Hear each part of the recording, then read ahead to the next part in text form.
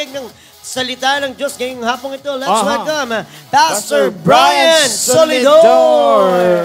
Yun, good afternoon. Ako pala mag-share, gulat ako. Oh! Joke lang. And magandang hapon po sa ating lahat mga kapatid and welcome po to our online devotion. And I hope and I pray na lahat po tayo ay may matutunan po sa salita ng Panginoon ngayong hapon po na ito. Yan, hindi ko na po patatagalin pa ako. Meron po kayong mga Bible. Buksan po natin sa Philippians chapter 3, verses 13 hanggang 14. Yan. Philippians chapter 3, verses 13 to 14. Brothers and sisters, I do not consider myself yet to have taken hold of it. But one thing I do, forgetting what is behind and straining toward what is ahead, I press on toward the goal to win the prize for which God has called me heavenward in Christ Jesus. Let us pray. Heavenly Father, we thank you, Lord, for another opportunity, Lord, to hear your word, Panginoon. Lord, nagpapasalamat kami dahil ikaw ay mabuti at tapat sa aming mga buhay, Panginoon. At yung mayaman mong biyaya, Lord, hindi po yun nagbabago, Panginoon. Nagpapasalamat kami dahil lahat ng mga tao, Lord, ay nararanasan yun, Panginoon. Despite of the pain, despite of the trial, sickness, Lord, napakabuti po ninyo. Panginoon, ngayong hapon po na ito ang dalangin ko. Lord, siyasatin mo yung puso namin. Kung may mga nagawa kaming kasalanan or mga unconfessed sins, Panginoon, or mga hidden sins, Lord, forgive us. I pray, Lord God, clean our hearts by the precious blood of Jesus. And I pray, Lord, make us worthy before you. Panginoon, kausapin mo kami, Ang dalangin ko, Panginoon, na magpakilala ka sa mga buhay po namin and give us hope sa pamamagitan po ng salita mo.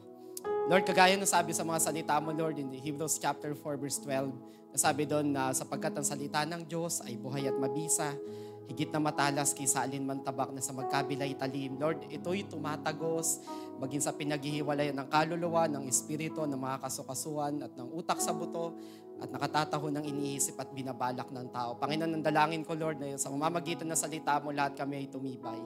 Panginoon, mas makilala ka po namin. We invite your Holy Spirit to come in our midst, O God. I pray, Lord, for your divine intervention. Buksan mo yung puso namin. Salamat po. In Jesus' name we pray. Amen. Amen. And ngayong hapon po na ito, salamat po sa Lord for this opportunity to share the Word of God. At yung topic ko po ngayong hapon po na ito ay moving forward. Yan. Kung nandiyan po kayo sa comment section, pwede nyo pong banggitin din sa sinabi ko, moving forward, i-type nyo lang po sa comment section. Hindi naman kayo makakapag-voice ano dyan. Okay, moving forward.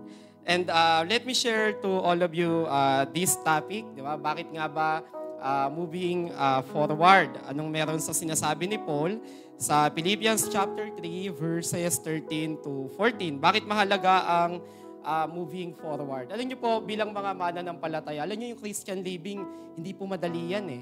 Napakahirap ng Christian living, especially right now to our generation. We are in the compromising world society. And we can see on how do people promote those things which are not come from the Word of God. Okay? And ano pa ba? Yung moving forward po na ito ay marami pong mga tao, they try to move forward. Pero ang dami pong mga bagay po na mga humahad lang po sa atin para mag-move forward po tayo. Lalo na po na ngayong taon po na ito. Ang dami po mga tao na punong-puno po ng mga battle sa buhay and it's very difficult for them to move forward dahil their situation ay ang hirap po nilang ang hirap po para sa kanila, ang hirap umalis sa ganitong kondisyon, ang hirap umalis sa ganitong kalagayan ko dahil may mga situation po na which are trying to keep them down and pull them down and marami pong mga iba't ibang mga reasons yung mga tao kung bakit hindi po sila nakakausad. O kaya may mga tao po na hinayaan na lang po nila na hanggang doon na lang sila. Siguro hanggang doon na lang ako, wala na akong pag-asa. O kaya baka dito talaga ako nakadestino, ito na talaga yung kapalaran ko, ito na talaga yung wakas ng buhay ko. Dito na rin ako mamamatay. Diba? May mga ganyan po na ganun na po yung pananaw po nila sa sa buhay, no? Pero sabi nga na our decision yesterday is the product of what we are today. Okay, naniniwala po ako na ang salita po ng Panginoon ay is helping us. Okay, para po tayo ay umusad sa buhay, para po tayo ay bigyan ng pag-asa at bigyan po ng kalakasan, no? Ng kalakasan. Now, dito po sa sa Philippians chapter 3 verses 13 to 14, ang tanong lang, no, how to move forward. Paano nga ba mag-move forward? Maraming mga tao, they are trying to find an outlet. Okay, may mga outlet po silang hinahanap to move forward. But most of the time, it leads them to distraction. Okay, halimbawa po, may mga tao, pag may problema po sila, sabihin, may problema sa asawa nila, punta tayo ng KTV bar, di ba? Yung mga ganyan. Mambabae tayo, gimmick muna tayo, di ba? O may problema ka sa family mo, tara, minom tayo ng alcohol, punta tayo ng best friend. O yung mga paddy's point. Alam mo, no? Ay, mga ganyan po na ng mga ng mga tao po ngayon, di ba? May problema ka ngayon. Tara, ka muna, Pegasus. Ano yung Pegasus? Yung mga ganun pong mga bagay po, no? At kaya sabihin, ano mo muna to? Malungkot ka ba ngayon? May problema ka? Eto, gawin mo to para sumaya yung buhay mo. Pero may mga outlet po sila na ginagamit, but it leads them to distraction. And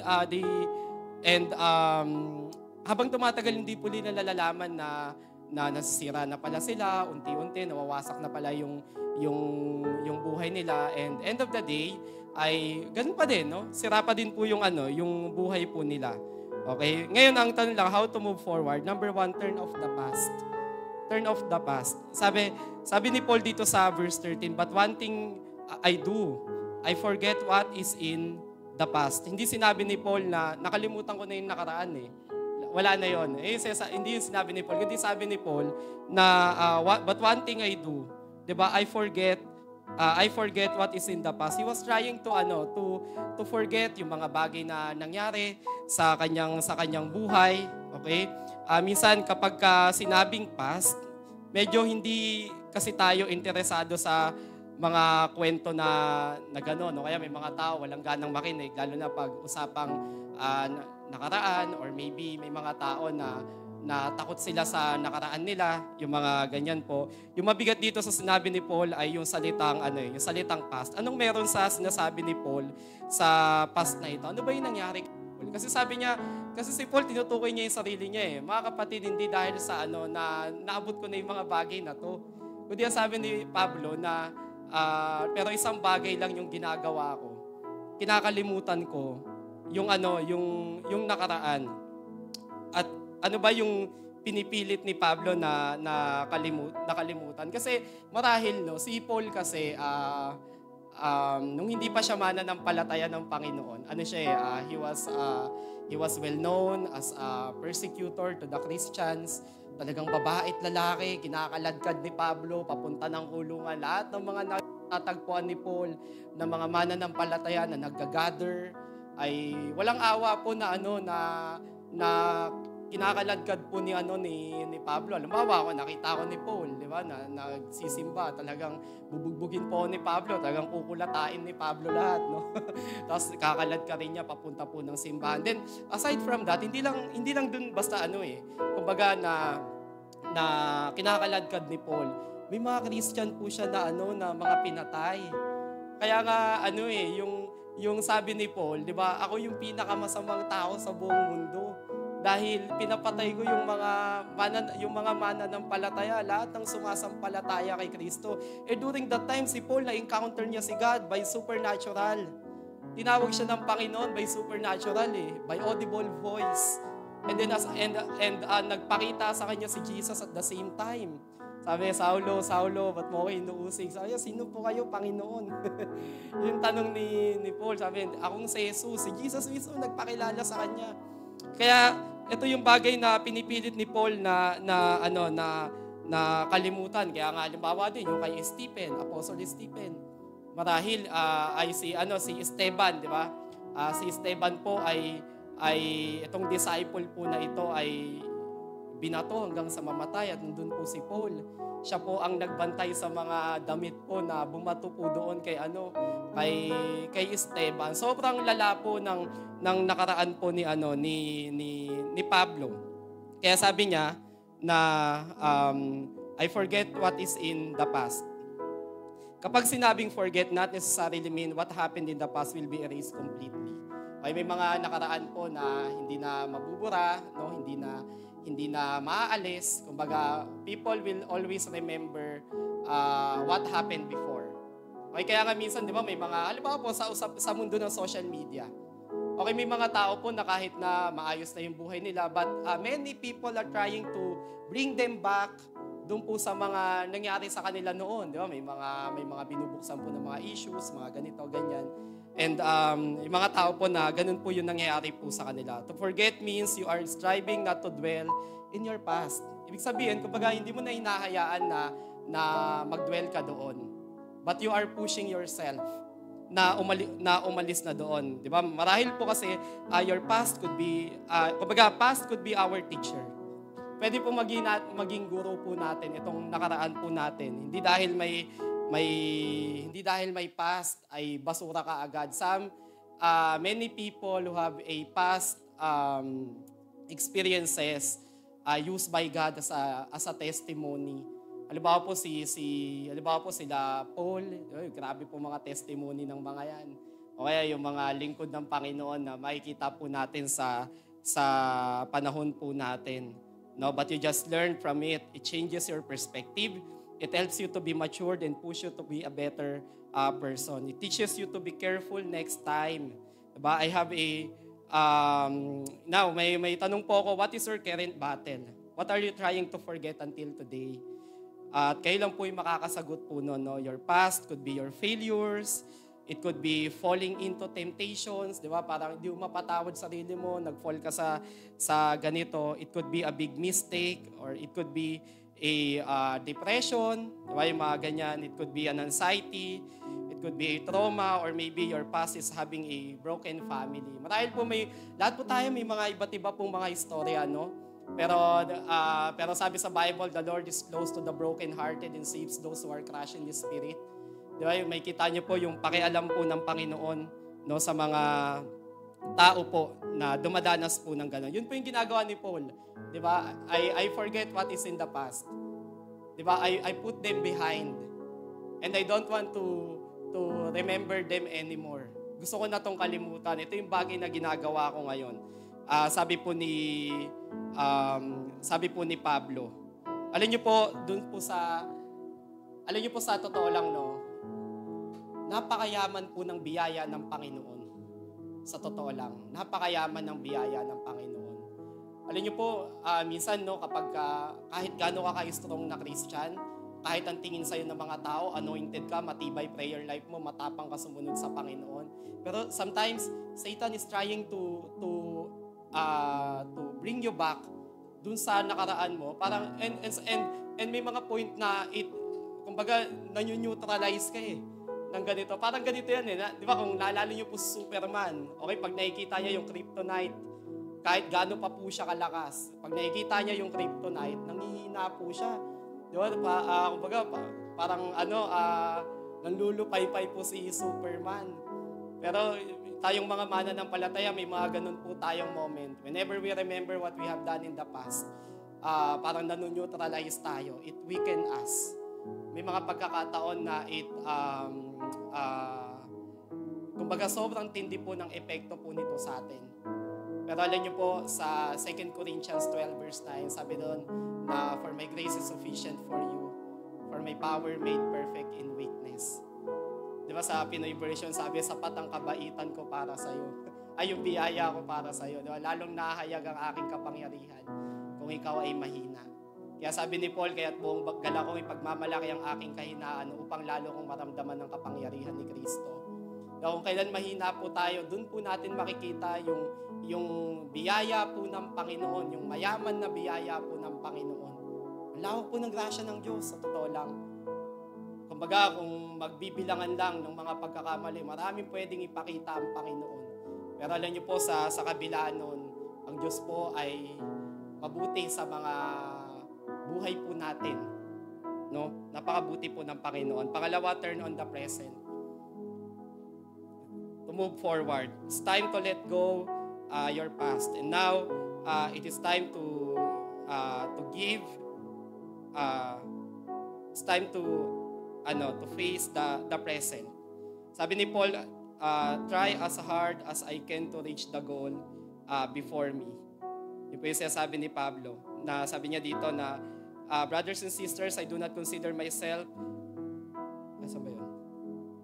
Sabi, one thing I do, forgetting what is behind and is straining toward what is ahead.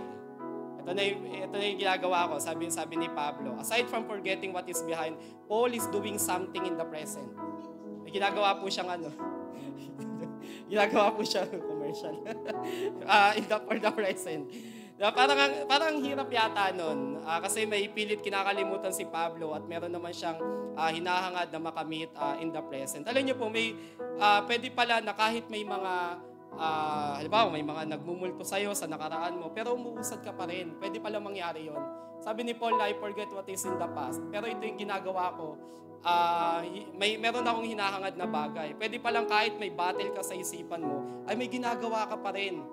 In the present to forget the past. Ngayon ang tanong lang, ano yung hinahangad ni Paul? Diba, balikan nga natin yung diba, yung sabi nga ni Paul sa Philippians chapter 3, Philippians chapter 3, verse 8. May sinasabi po si Paul dito sa verse 8. Sabi po ni Paul dito na, what is more, I consider everything a loss because of the surpassing worth of knowing Christ Jesus our Lord, my Lord, for whose sake I have lost all things. I forget then, I consider them garbage, that I may gain Christ and be found in Him, not having a righteousness of my own that comes from the law, but that which is through faith in Christ, the righteousness that comes from God on the basis of faith. I want to know Christ, yes, to know the power of His resurrection and participation in His sufferings, becoming like Him in His death, and so somehow attaining to the resurrection of from the dead. Yung po yung ginagawa ni Paul. Turn off the past, turn on the present. Pwede natin pong gawin po yon. Ang hinahangad pala ni Paul dito is to know Christ. Yung makilala mas ng gusto ang Panginoon. Sino ba? Tayong mga mananampalataya, no? Sa totoo lang, gustong-gusto nating makilala yung Lord. Pero mangyayari lang po yun if we are going to read the Bible and obey what the Lord is saying sa mga salita po niya. Knowing the Lord more and more, yun yung hinahangad ni Paul. Isipin na lang nating maigi kung gaano katindi yung pagmamahal ni Paul kay Lord. Ang tanong ko lang, mahal na mahal mo ba talaga ang Panginoon? Yung perspective ni Paul, nung makilala niya ang Panginoon, nagbago lahat yun, nagbago ng sobra. Napakatalino po ni Paul. Sa totoo lang po, nag-aral po ito under ni Gamaliel at mahusay po si Pablo. Kilala si Pablo na mamamatay Christian, kilala si Pablo bilang mangangaladkad Christian. Yun po yung identity po ni Pablo. Pero nung makita ng mga tao si Pablo, kinagulat to ng napakaraming tao na siya po ay nagbago na. Di ba siya yung persecutor, siya yung mga umaapi sa mga Christian. No? Turn off the past and turn on the present. And lastly, keep focus in the future. Sabi po dito sa verse 14, I press on toward the goal to win the prize for which God has called me heavenward in Christ Jesus. Yung ginagawa po ni Paul, no, he was focusing dun po sa future. Yung makamtan po yung prize. At walang iba kundi ang makasama po ang Panginoon sa langit. The present is the ingredient to achieve the future goal. The present is the ingredient to achieve the future goal. Para, kumbaga, for the future goal to be achieved, it requires present commitment, unwavering commitment. Ang ginagawa ni Paul ay forgetting the past and trying to reach the goal before me. No, yun po yung bagay po na pwede po nating matutunan. Kaya mga kapatid, no, fix our eyes on Jesus. Panghawakan po natin yung mga pangako po ng Panginoon sa mga buhay po natin. Let us pray. Heavenly Father, thank you once again for your word, Panginoon. Nawa, Panginoon, sa pamamagitan ng salita mo, O Diyos, ay napalakas po kami, Panginoon. Yung bawat isa, yung mga nakikinig. Lord, kung may mga battle yung bawat isa ngayong hapon po na ito, please, Lord, bigyan mo sila ng mahigpit na yakap, Panginoon, ngayong araw po na ito. Yakapin mo sila, paranas mo sa kanila yung presensya mo. At makita nila, Panginoon, kung gaano kasarap ang lumakad sa gitna po ng inyong kalooban. Lord, lahat ng past, isarado po ninyo. I pray, Lord, for healing. I pray, Lord God, for your divine intervention in their lives, Panginoon. Ang dalangin ko, Panginoon, mas makilala ka nila, higit sa lahat na malaki yung Diyos na pinaglilingkuran po namin. Salamat po. This is our prayer in Jesus' name. Amen. Amen.